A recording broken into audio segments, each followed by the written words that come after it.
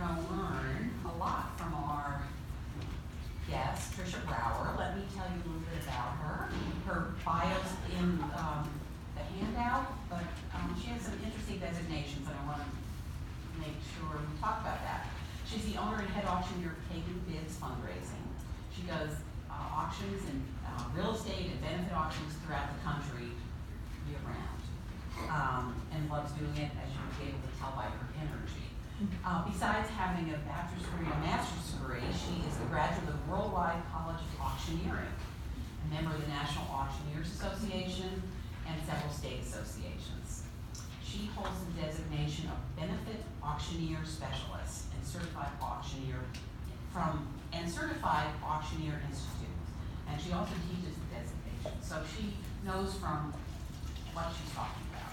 So please join me in welcoming Tricia Brower. Thank you.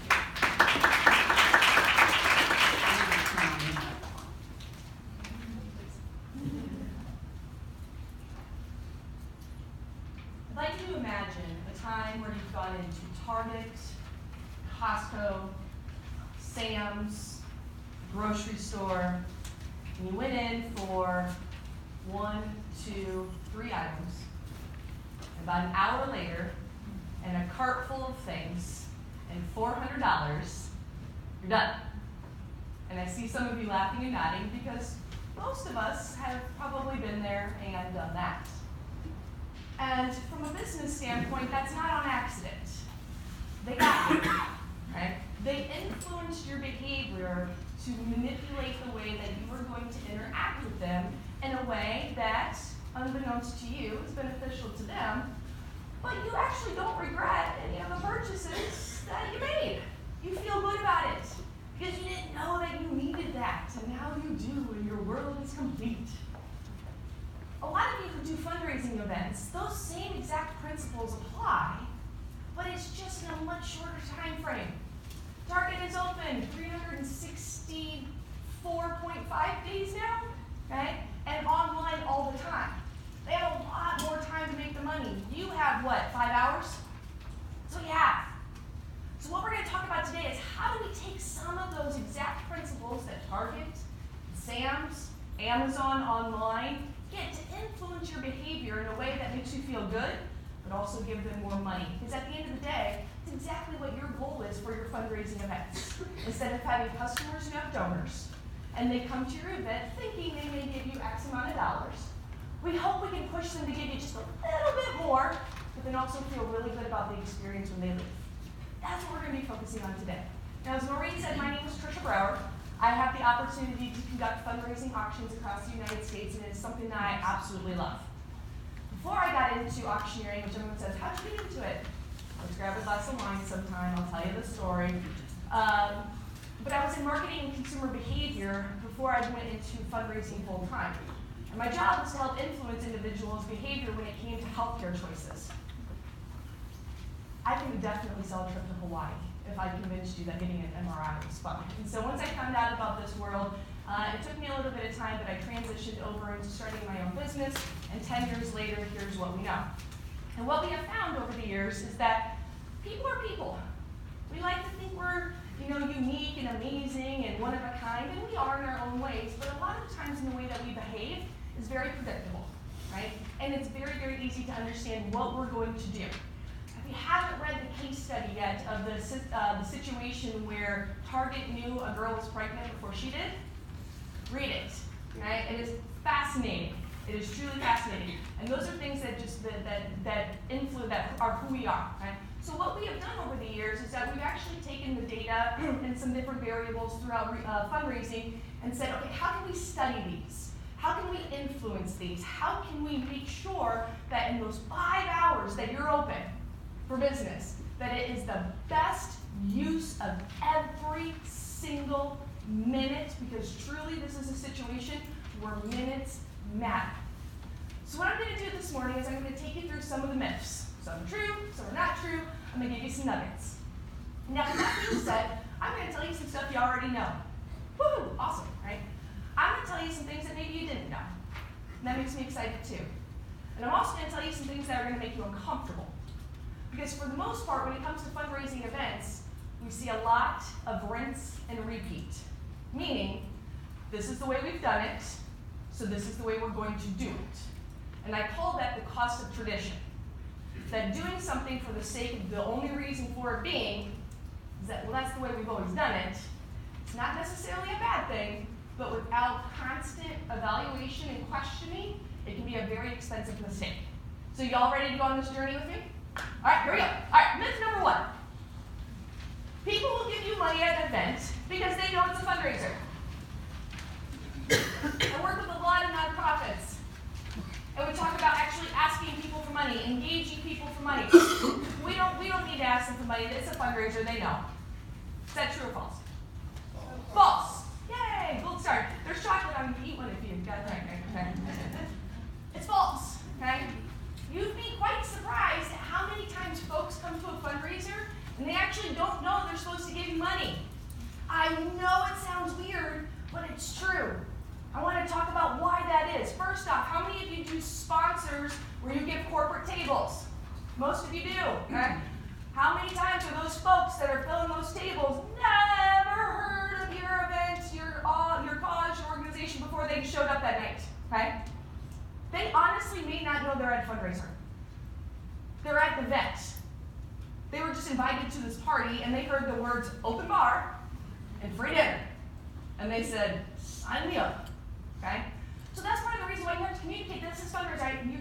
You're here drinking our open bar, but we'd really like you to give us some money, what you were going to spend on your bar tab, bare minimum, before we go. So you have to tell people they're at a fundraiser. You have to actively ask them for money.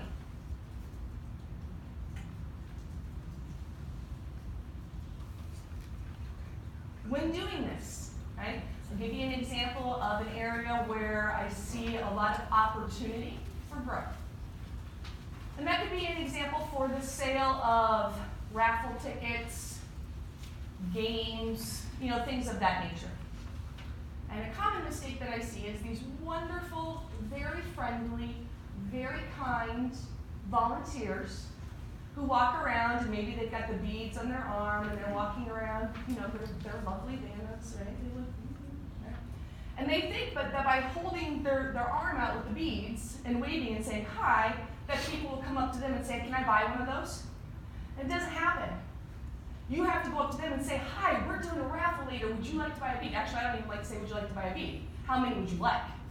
Okay? Ask questions in the way that you will always get an answer that you want. We're pre-swiping credit cards tonight. Would you like to give us Visa or MasterCard? Not would you like to, because the answer is no. Which one would you like to give me? Because now we don't like telling people no, right? We don't like being like, it's okay. How many of you have given an email address at the end of the transaction that you didn't want to give? I don't want to be on your list, but you feel badly for saying no, so you give it. Same thing with credit cards. Okay? You have to actually physically ask them. You need salespeople. People can be nice all day long, but if they are not comfortable going up and explaining what it is that you're doing and asking for money, they are not the right volunteer for that job. Okay. The next area, I'm going to get into this in a little bit down the road, is called many of different things depending on what your organization is. It could be called fund a need, it could be called an emotional appeal, it could be called a direct ask. But what that looks like, depending on what your culture of your event is that at some points in the evening, it's very typical for this to be a part of your fundraiser, where somebody stands up and says, hey, we're raising money, we need you to give it to us. Okay? That's what it is. You go through different levels of giving, and they pledge, and you're good to go. Well, we're just going to put cards on the table and let them fill that out. It's not a bad strategy, and if that's what you want to do, that's fine. But how many people grab the card, put it in their purse, put it in their wallet, put it in their suit coat, and forget? Right? We all have the best of intentions. We truly do. But you need to eliminate as many barriers to giving as you possibly can, and giving them a card that they actually have to fill out and then return is 2 barriers to entry. 2 barriers. Okay? Whereas if you do it in a active way in the room and actually ask someone, right, who would like to give this much money? All you have to do is raise your big card, done. Right? You've already asked Visa or MasterCard, so they don't even have to check out, and their email the receipt is beautiful. 0 barriers to giving when it comes to that. In addition to that, active giving creates this endorphin release that feels good. People want to do good. We're good people. We want to make a difference. And then all of a sudden you see all these hands going up and you feel a part of something bigger than what you are, and it feels good. But you don't feel good when you fill out a card in a room. Y'all following me so far? All right, so let's myth number 1. Ask for their money and they will give it. I live by the principle of if you don't ASK, you don't GET. Right, you like that? Okay, all right, myth number 2, let's move on. Myth number 2, limit the number of choices and options donors have to give you money at the event. I'm not going to ask you to out yourself. All right? True or false? I want you to think about it for a second. It's true. A lot of people think this is false, but it's true.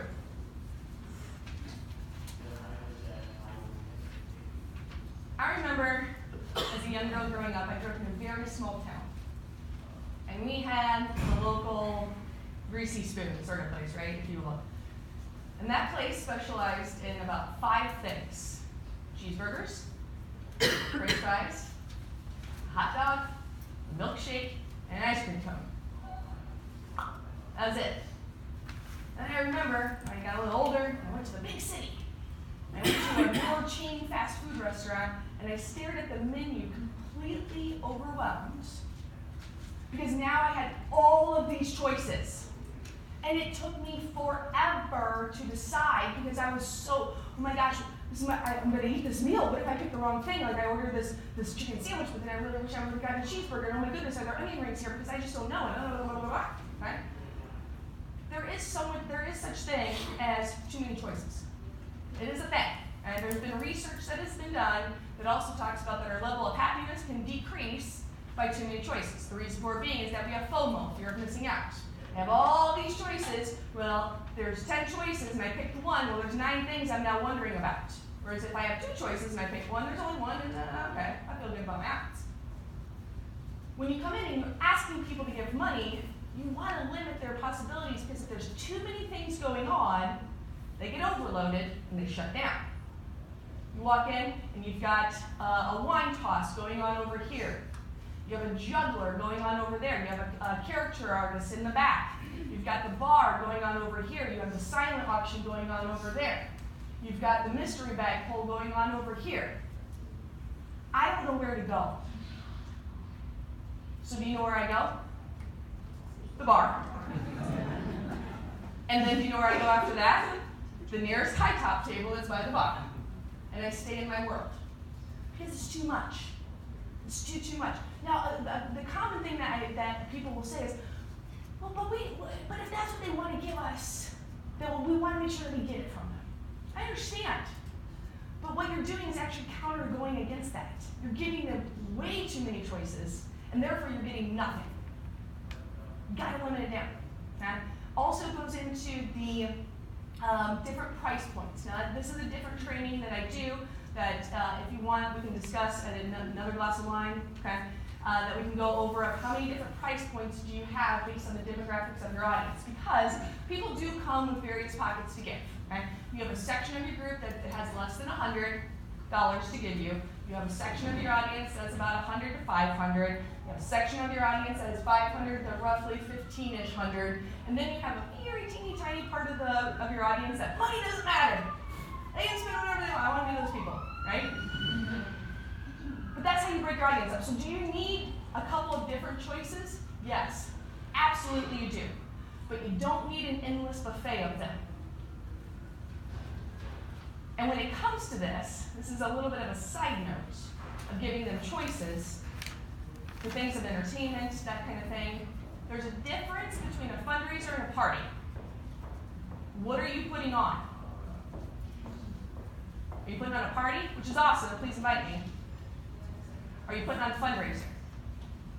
It's very hard to do both at the exact same time.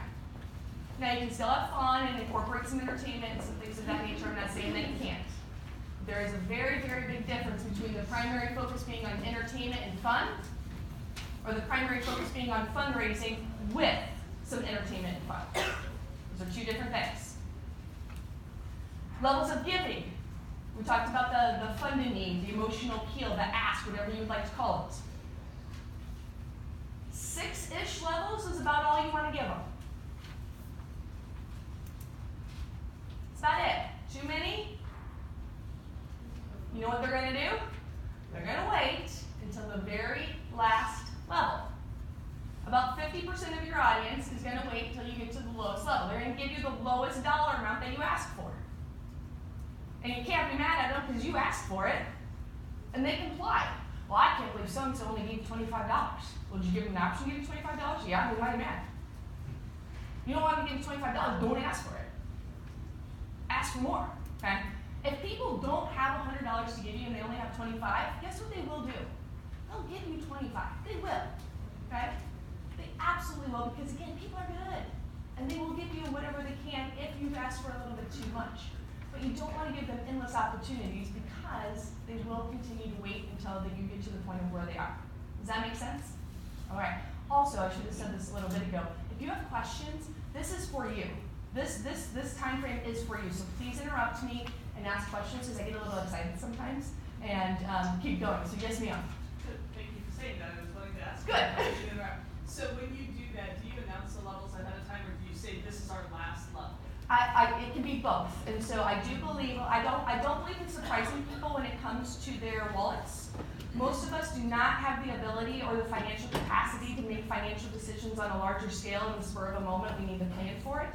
So I do believe in pre-publishing, your asking levels, live auction items, all those fun things. But especially when I do the active ask, I do say, ladies and gentlemen, we have reached our last level of giving here tonight. That way they know. Yes, ma'am. I've never attended an auction where prices were announced. So tell us how that works. You're the auctioneer. Yes. And how do you announce them? So I'd like them to be pre-printed it. So let me repeat her question. She said that she's never been to an auction before where the levels were announced. How does that work? So I like them to be pre-printed in a catalog. I mean, that's the easiest one. It's in there, you're funding a need, whatever, spiel of what the need is. They put your various levels in there so that they know and they can plan for it ahead of time. And that's just usually it. You have it on a slide behind you, and then you just talk through them as you work your way down. Yes, thank you for asking that question. All right, any other questions before we move on? Okay, myth number 3. I'm going to spend a few moments here because this is an area that we see a lot of area for opportunity with nonprofits. Myth number 3, telling businesses about your cause and or organization will motivate them to be a sponsor. Boss. Very good. Eat a chocolate.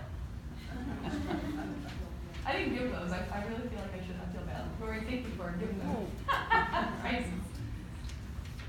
I want you to really, when you leave here today, I want you to go back to your office and I want you to look at the materials that you send out to businesses and where you solicit an auction item, a donation, a sponsorship, something that you're requesting from them. What I'd like you to really take a critical look at is, I don't want you to look at it from your eyes. I want you to look at it from their eyes. Because most of the time, when we read these materials, 99% of what you write in that solicitation letter is about you. Your cause, your mission, all the great things that you are doing in the community. Is that important? Yes.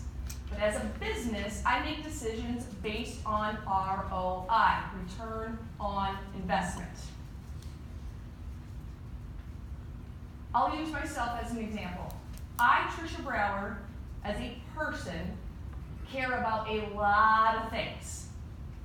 A lot of nonprofits. I love schools. I love animal organizations. Whatever your nonprofit is in this room, I love it. Okay? Collective blending.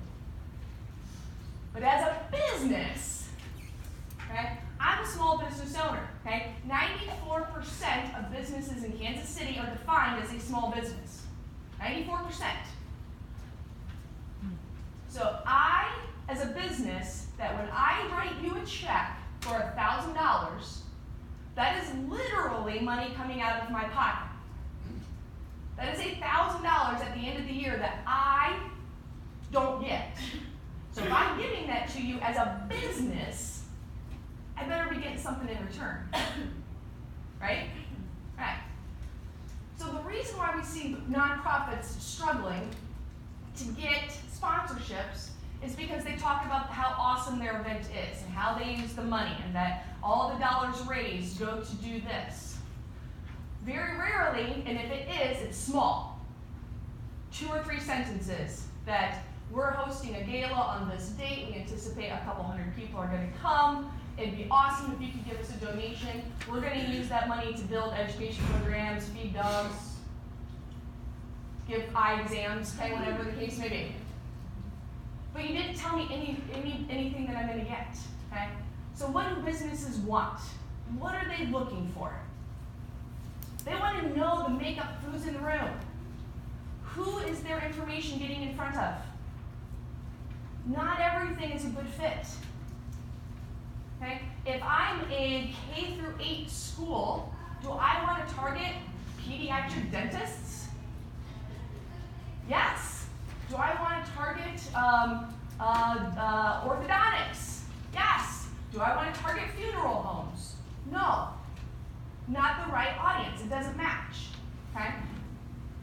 So you want to tell them who's in your audience. If you're not collecting demographic information on your audience, start doing it. There's a lot of different ways that you can capture data, and some is better than none. We give information all the time, and it's so entrenched in what we do that we really don't think a lot about it any longer. They go online to buy their ticket. You could ask them 3 or 4 questions very easily as they're buying their tickets. They're writing their name, right? Name, address, phone number. You can put married, single, divorced, widowed, highest level of education, occupation, age range. You can put a couple of those questions right there when they're buying their tickets. You can do it when you can do studies where you or not studies. You can do surveys where you send out emails. It's going to be a very small return of what you get back, but you'll get some, and you're going to start building that data over time. Okay? But you want to start collecting it because businesses want to know, who am I getting in front of? What does this person look like? Is my business a good match? Approaching a business and saying, hey, you do this, right? You sell this, you provide this, you solve this problem, and here's what I know about your business and who your ideal customer is. Let me tell you why sponsoring our event is a good idea. Because everyone that you want to get in front of is sitting in our room. Here's how we know that. And here's what our room looks like. Oh, all right. Okay. In addition to that, what are you giving them? What are they getting in return? Ask your current sponsors what is important to them. What do they want? Your sponsorship packages do not need to be cookie cutter, one size fits all for everyone. Again, it's just the choices. Okay? You've seen them, and you may have it where you have like whatever your top level sponsor is, right? Your highest dollar sponsor. Here's all the benefits that you get. And then you have the next sponsor, and the list gets a little shorter, right? And then it gets a little shorter, and it gets a little shorter, and it gets a little shorter, and depending on your level of giving. Which, the more you give, the more benefits you should get. But if I'm giving you $10,000 and 60% of those things on your list are not important to me, what do I care? Than that, okay? Don't give me things that aren't important to me. One of the things that we hear the most from small businesses is that tables are a pain in their rear end. That when you give them a table to fill, they actually get stressed. They're like, we just want to support the event. I don't want to find 10 people I have to take. But it's going to be embarrassing to my business if my table's up front and it says Trisha Brower Enterprises and there's nobody sitting there. So I have to fill it because I can't embarrass my company. Oh my goodness, but I'm actually going to be at a wedding out of town that weekend. Okay? Give them the choice. Okay? You automatically get up to 2 tickets. Or whatever it is. This is all hypothetical. It's structured the way you want it. Okay? I'm not telling you this is how you should do it. You get 2 tickets, and then you can have up to. You can have a whole table if you want it, but if you don't, that's okay. Some organizations will say, here's your 2 tickets. We hope you can join us. If not, invite somebody else, okay? And if you would like, you can donate your tickets back so that we can invite a volunteer who may not be able to come.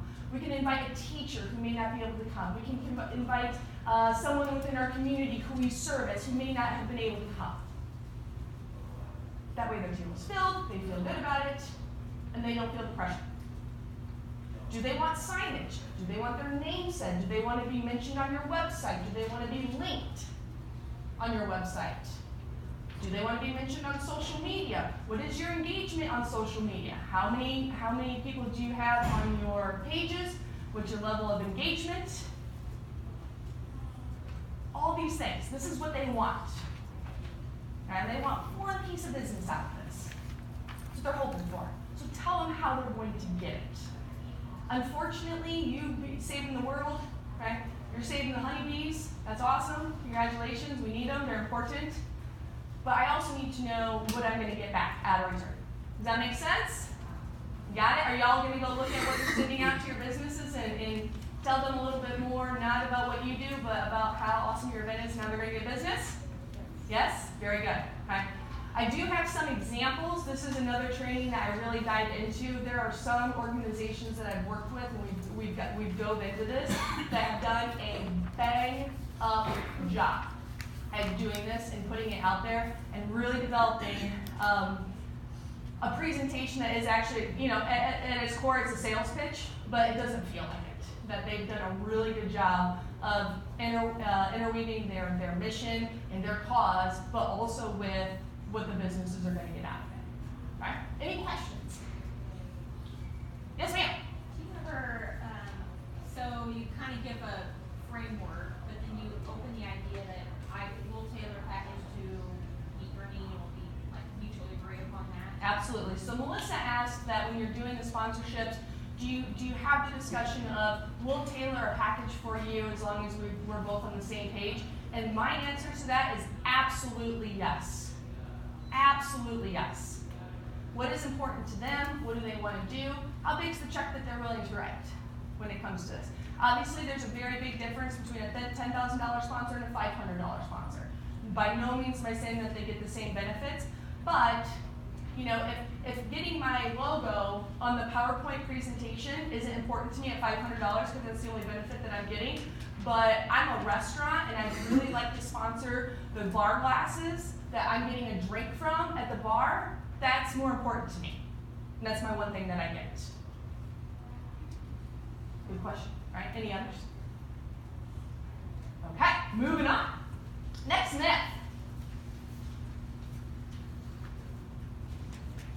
Scripted speeches are more effective than speaking from the heart.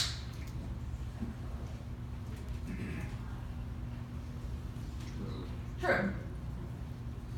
There are some things in life that scare the bejesus out of me. And the words, I'm gonna wing it, give me anxiety. I break out into hives, I start sweating, I lose sleep. And I'll tell you why. Now, first off, when I say scripted, I don't necessarily mean verbatim. But I do mean 90% of the way there. And I'll tell you why.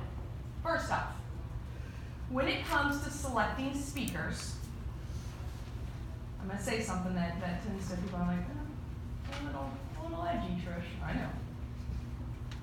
You can be not afraid of public speaking, but really suck at it.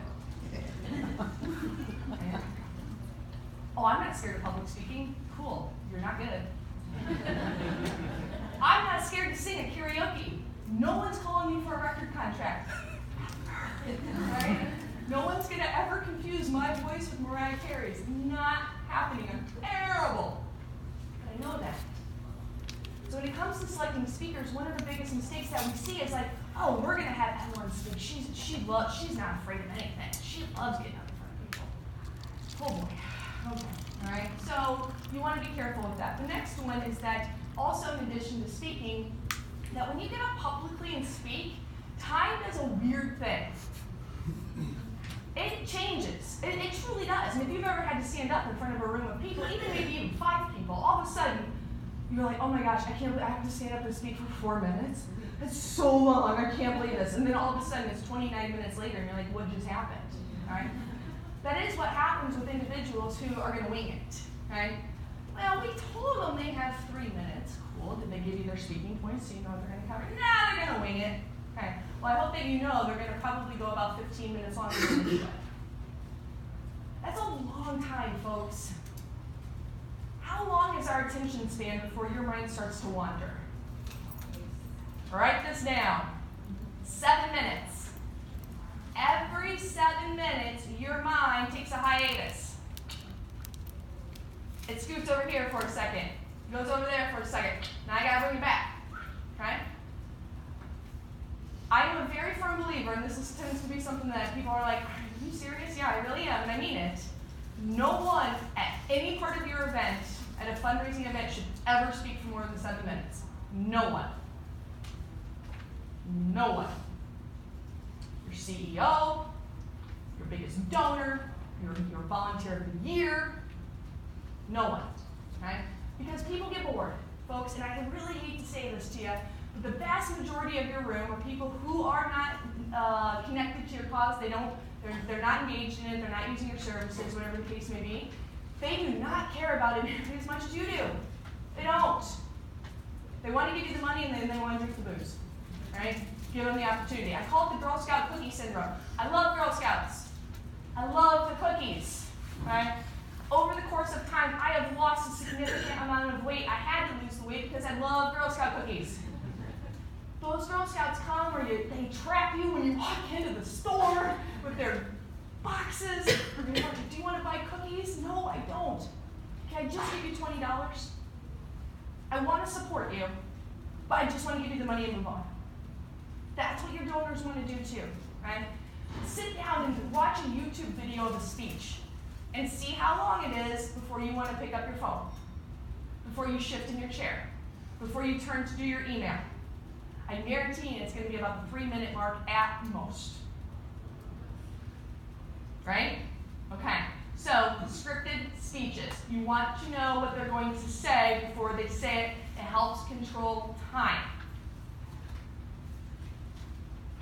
In addition to that, there's another thing that can happen to us is that telling a story, because if somebody's getting up, and even if it's your CEO or a person who's received services, or someone who's been engaged with your cause in some way, shape, or form, that they have a compelling story to tell. And when we sit down and we talk, I can tell you that story. But all of a sudden, I stand up in a room of 100, 200, 300, 400, 500, 6, I'm just kidding.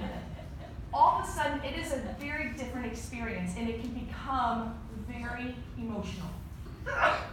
And feeling emotion and demonstrating emotion is a positive thing. But if they go too far down a path of where they're not able to communicate their message, they've now become ineffective when it comes to that. A personal example of mine is that I was actually the Fund and Need story for Big Brothers Big Sisters a couple of years ago. My little sister and I were matched up, kind of a long story. She lost her mom right before her 18th birthday on December 13th. I lost my dad on December, I lost my dad on December 23rd, 10 days later. So we went through this very, very, very life-changing experience together, 10 days apart. I could never stand up and I speak publicly for a living. I couldn't get up and give that story. There's no way. But we did a video instead. Okay? That way, if you break down bowling, you go bowling again, you don't have snack crying, like the ugly cry, you can go freshen up, and it's good. And it's still compelling. So scripted speeches. In addition to that, when it comes to speeches, people don't know how to use a microphone.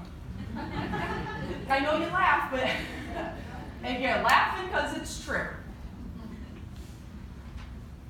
When we work with clients, I love to have a session with all speakers where I actually coach them on how to use a microphone effectively. You know where most people will hold a microphone?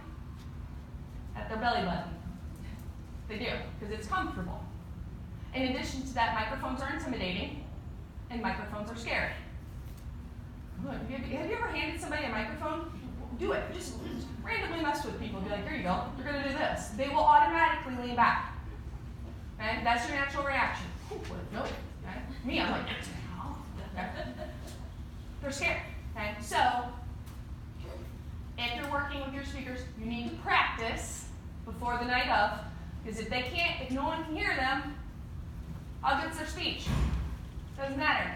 When you hold a microphone, your thumb should touch your chin at all times. Right there. I don't like podium microphones necessarily because when there's a podium microphone, guess what people will do? They'll back away. Okay? It's hard to get them to move up into it. Okay? If anything, if I'm standing next to a speaker, which I've done more than once, their hand starts doing this, will you be my volunteer? Come on. Let's give her a round of applause. Okay. I'd like to hold the microphone. Okay, drop it though. I could be standing next to it and I'll just gently do that. Okay? Just a gentle nod that get your microphone back up for me. Okay? So people need to be trained. Okay? Now speeches are great. You need to have them. They need to be incorporated. But they need to be practiced, scripted, and approved. Now, even with all that being said, is that any guarantee that your speaker's not going to go rogue on you? Nope, it's not. The other thing about giving somebody a microphone, especially wireless, is stuff's going sideways. Guess what you can tell the sound person to do? Oh, I'm so sorry. Your microphone ran out of batteries. We appreciate everything that you spoke about. We're going to move. Done it more than once. Okay? If you ever at an event and I tap the bottom of my microphone like that, that's a sign that I just gave to my sound person that he needed that microphone. Okay? I've only done it 3 times, and all 3 times it was because some sort of a racist joke came out. Okay? Okay? People also don't know how to use humor. And they think they're being funny. And they're not. Okay? So those are the things you gotta be careful of. That's why you want it to be approved. Alright? Any questions? Good? Alright, moving on. Next up. Saturday night events with fancy attire raise the most money. I like that somebody laughed. Okay? There's been thought, okay, and there's nothing that really debunks this, that, first off, why do you have your events on Saturdays? So people can drink a lot. So people can drink a lot. Because you've always done it that way. Right? That's when you've always had it. You don't have to work in the morning. That's pro. Right? On those. If you have that sort of party event, that is something you want to take into consideration on there. Oh, well, people spend more money when they get all fancied up because they feel fancy. Right? Well, a lot of people don't own a lot of fancy clothes. So if I have to get all gussied up to come to your event, guess what I just did in order to come to your event? I spent money. So my pocket of $500 just went down to $300 because I just went and spent $200 on a dress. Okay? Nothing wrong with black tie. There's a time and a place for it, but it doesn't have to be that way. Have fun with themes. Have fun. Right? Look at the time of year that you're doing. Okay? If you had an event this Saturday, could it not be fun to have a Valentine's Day theme? It could be. Okay? If you are doing it during February, Mardi Gras, things that are going on, you can have fun themes. Some of my favorite themes. James Bond has been one of my favorite themes. A lot of people came as different eras of Bonds and Bond girls, which was cool. One of my ultimate favorites was Elvis and Priscilla. Sea of Elvises. It was awesome. Denim and diamonds, blue jeans, boots, stuff that people that they know they have, sports themes, stuff like that. So it doesn't have to be.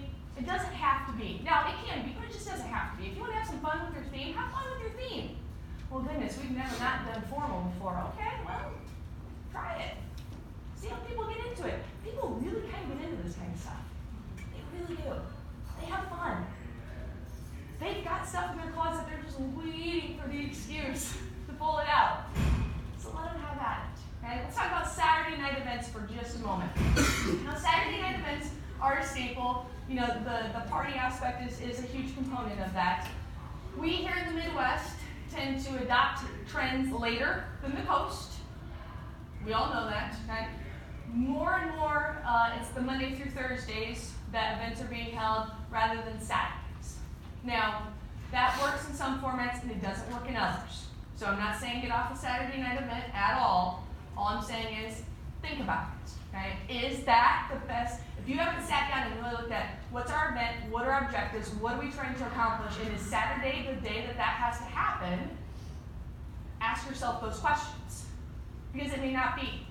Everything right now is cheaper on a Monday through Thursday. Event spaces are cheaper, caterers are cheaper, everybody's cheaper.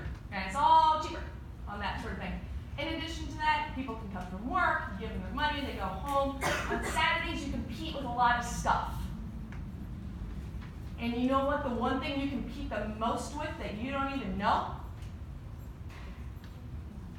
The weather. The worst thing that could possibly happen to you is that first 60-degree, gorgeous day outside. Because what does everyone want to do? They want to do yard work. They want to go to the park. They've been cooped up in the house. They're excited. They need to get out. Oh, goodness, going on and on. Fundraising kind of. Right? It's something you compete against. You compete against football. Right? I do some events up in Omaha, Nebraska. Guess what day of the week I never do an event from September to Thanksgiving? Saturday. You throw, yeah, where's my Husker? Who said that? No, gross. I'm sorry, I didn't say that, I really didn't. I'm an Iowa Hawkeye, so you know the rivalries, right? Okay, so you get it, K-State, KU, all that stuff. You don't do it. It is literally a sin. If you host your fundraiser on Saturday, you will get phone calls.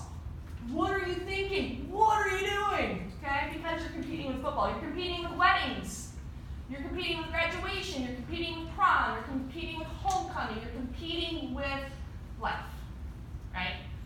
So all I'm saying is, maybe you keep it on Saturday, but just make sure you're asking yourself, is that the best day for our event?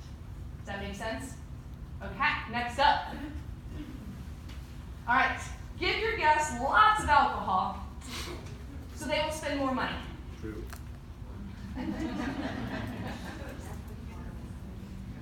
This is a true story. I really have some good stories, by the way. I'm about halfway through a wonderful fundraising auction. Name of organization will be omitted from the story to protect the innocent. And it's a longer auction, which works for them.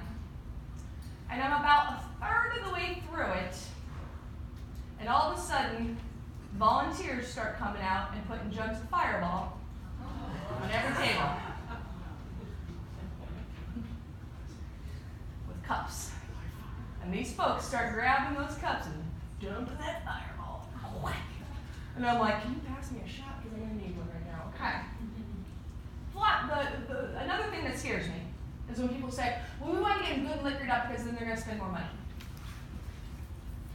Drunk adults are harder to control than 5-year-olds. Jennifer is here. She and I just worked together, but there was a lot of small children in the room. She's like, wow, I don't know how you did what you did with a bunch of 5-year-olds. I said, they're the same as drunk adults. They really are, right? So the thought process and the things that I've heard, well, we want to get them good liquored up because they'll spend more money. Number one, no, they won't, right? People don't spend money if they're not paying attention. Drunk people don't pay attention. They don't. It is what it is, okay? You get chatty, you get social, you get empty on a drink, and then you're more concerned about getting another one. You get louder. You have to go to the bathroom. Other ramifications of this is that you can also be more likely to enter into buyer's remorse. Oh, I did not mean to buy that puppy. This is a true story. I was really drunk, and we really didn't mean to buy it. Here's your puppy back, and may I have my $3,000 back? Now you have a puppy, and not $3,000, right? This happens all the time, folks, okay? Now, is alcohol a component of events? Yes, my gosh, please, okay? If that's part of your culture. If it's not, that's cool too, right? But if alcohol is great, thumbs up, right? But there's that fine line between I've had a drink and I'm having fun to I've now crossed over into drunk and I'm no longer paying attention or probably making good decisions. Buying puppies when I have no intention of keeping puppy. So that usually happens in about 90 minutes into an event. 90 minutes is about where you're starting to get into the time points of where folks have had a drink or two, they've relaxed, they've distressed from the week, but they haven't crossed over into party mode yet. So that's when you want to start asking them for money, is about that point. Woohoo!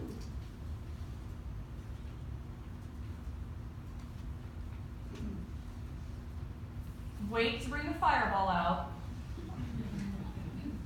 until the fundraising is over. And then shots for everyone. Make sense? Right, if not, well, one of my favorite jokes was I was doing a Catholic fundraiser, and they said, we want you to say that if we don't meet our funding goal, that it's going to become a cash bar in the back to make up the difference. And they're like, nothing scares Catholics more than cash bar. We hit it. I was like, oh, it really worked. Okay. So it's good. What's the time for it? 90 minutes? Yep, it's about when you want to start. I really don't like fundraising to last more than about 25 to 30 minutes. Now, some events are good. Here's the deal. Schools, all day long. For whatever reason, school auctions can seem to last for 19 days, and they're fine. But realistically, 30-ish minutes is about all they can handle after that. Great question, Evelyn. Her question was, how long does it need to last? I apologize, I didn't read that. Yes, ma'am. This may sound like a kind of a dumb question. No, there's no such thing. I'm always like, is 6:30 a good time to start? Is 6 a good time? 5:30? Kind of, you know, like what's like the ideal time to start with it? So her question was, what's the ideal time to start an event? Like I open door. can't answer that without going through what are all the components of your event. I don't believe in starting at the beginning. I believe in starting at the end.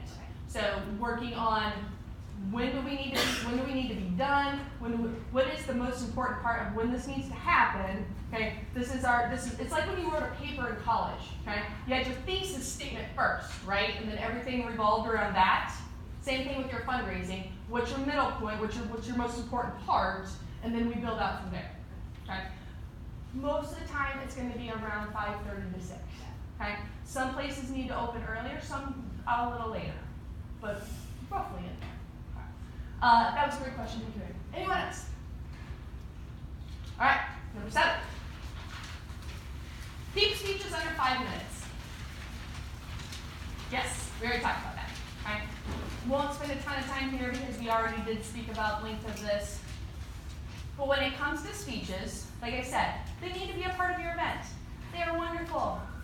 People need to hear from you. What's going on? One of the best things that you can do at your fundraiser is tell people what you did with their money last year.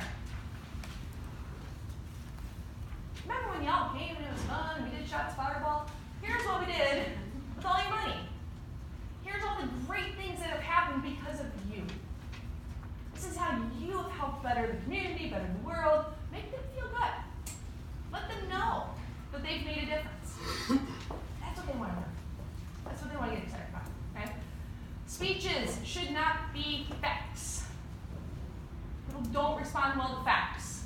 Now, if you want to print a program that you hand them when they come in, and it has a bunch of statistics in there, that's great. How many people are in need, how many people you have serviced, whatever it is.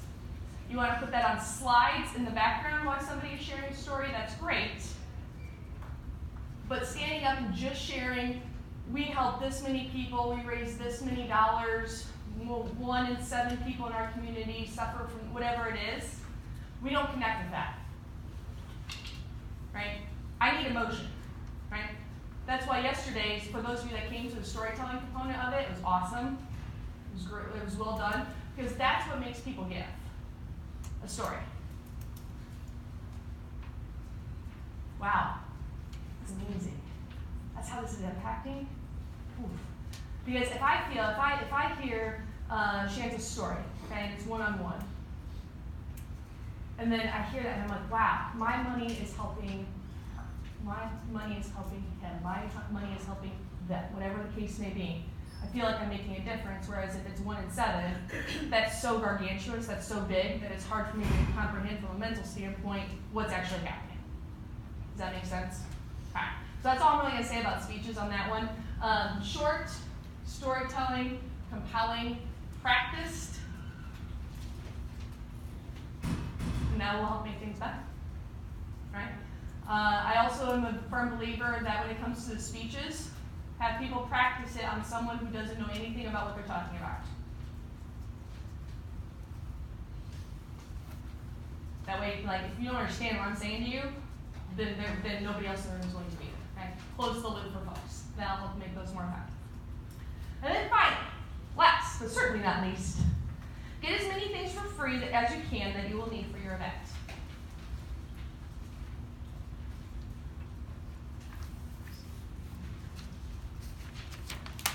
Not necessarily no, but definitely not yes. Okay?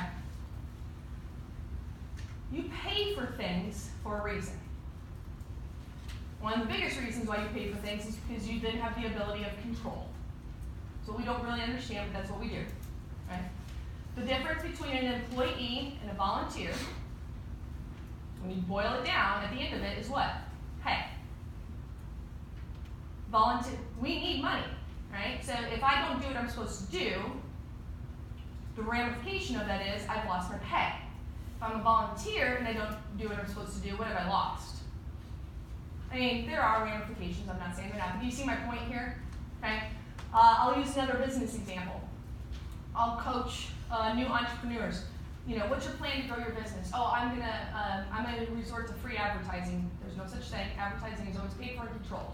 Okay, well, I mean word of mouth. Awesome. Okay. What if that word of mouth is negative? What if they come to your restaurant and the next day they are sick all day long because of your restaurant, and they tell everybody? Is that the type of word of mouth you want? No. Okay. Well, how do you prevent that from happening? You pay someone. Okay. When you pay them, they have to say what you said. It's part of the contract, right? So that's what we get into, is that the reason why you pay for things is you can control them. I have heard some horror stories that event space was donated until a wedding popped up, and then it's 3 weeks before an event and they have to find new event space. Caterers who donated food and a wedding popped up. Or, you know what, gosh darn, I know, Stephanie, that I said I would cater your event, but the problem is that we just kind of screwed up on this other big event here, and I lost a lot of money and I can't afford to do yours for free any longer. I'll use my profession as an example. Free auctioneer. Drunk. Doesn't show. Week before. Hell, you know, I know that I said I was going to be there, but I didn't realize Elton John was going to be in concert that night. So, anybody go last night? I didn't either. I was really wanting to. You see what I'm saying? Okay? You keeping expenses low and making the most money possible is important for every business, nonprofit or for-profit that is a business principle that everyone subscribes to. And the phrase of you gotta make money to spend money is true. Spend money in the areas that are going to make you money. Are your flowers gonna make you money? More than likely not. Unless you're selling them, but then probably not for what you spend on them. And I have seen budgets for flowers at $20,000, but they couldn't afford $1,200 to bring in a sound system and relied on house sound, which was terrible, and nobody could hear anything. Right? So look at the areas where you want to spend money. I'll tell you the areas that are my opinion. Right? Now, should you ask for discounts? Absolutely. Okay? You know, be a smart business person, but be a smart business person. Don't get into the nonprofit mentality that can be scary. Nonprofit mentality is scarcity. You want to think prosperity. Okay? You got to shift that. Right? Areas you should spend money. An event space that you know is not going to kick you out.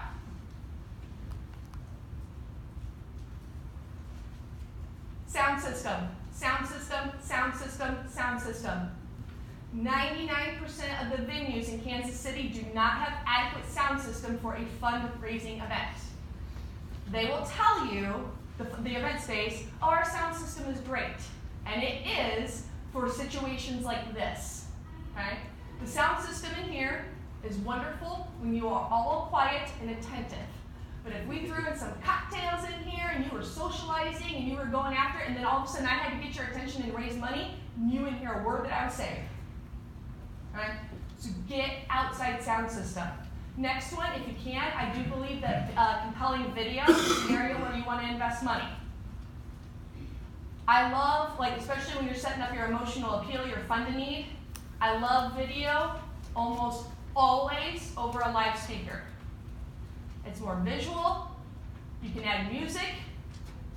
Music is powerful. That Sarah McLachlan video on TV, y'all know what I'm talking about, because that note hits and I cannot change the channel fast enough because those dogs are going to get my everything, right? Because it's compelling. It gets me, I know what it is before it's even gone, right? Yes, ma'am.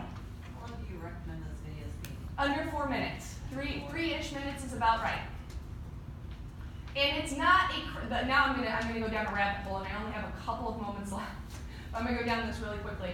Those videos are not multi-purpose. It's not like, well, let's make this one video that we're gonna do for marketing and this. No, it's one purpose. It's telling a story. That's it. Right? You can't cross-contaminate there. It's one, maybe two different examples of a story. Use music, use visuals. It's a great way to tell a story. Right? That's another area where I recommend spending money. Yes, ma'am. What in Kansas City, does location in Kansas City matter? We have to consider over the park, Yes. City, downtown. Yes, Evelyn asked, does location in Kansas City matter?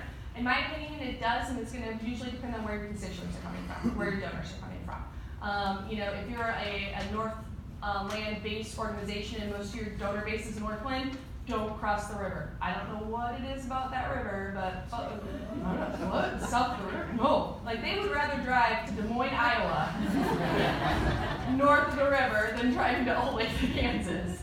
That's obviously hyperbole. It's parking at that. You know, if you have an older donor base, Midtown may not be the best place because they're going to have to walk usually to get into those sort of things. If you're extreme Johnson County, you don't want to go up north. So look at where your folks are coming from and listen to them. A lot of people say, well, I'm not driving there. Don't go there. So you do that. All right. So invest where it makes sense. Take your nonprofit hat off and put if I were making money, what would I do? And make good, smart business decisions. And with that, I am going to wrap up. That last page there invites you to stay in touch. I love what I do. I love who I work with. I get the opportunity to work with some of the coolest causes in the world, meet the nicest people. I have some clients in the room who I adore, who have been my clients for years, and I absolutely love it. I do keynote speaking. If you happen to be involved in any conferences, I speak not only on nonprofit, but entrepreneurship and women in leadership positions. I do customized training that I can come into your nonprofit and you can dive into one of these areas. I've got a list of topics should you want them. In addition to that, should you need fundraising services, I'm available to talk to you those as well. Connect with me on Facebook. Straight up, honestly, I'm terrible at managing my business page. So I invite you to follow me as a person. I share, my dog's name is Mark. He's hilarious. I share some stuff from my events, so I'm not afraid to connect on a personal level. Instagram or LinkedIn. My website is also on there, and phone number and email. So I would like to wrap up by saying thank you for taking part of your time to come listen to this. As I said, I hope you get one or two things out of here that you will find useful.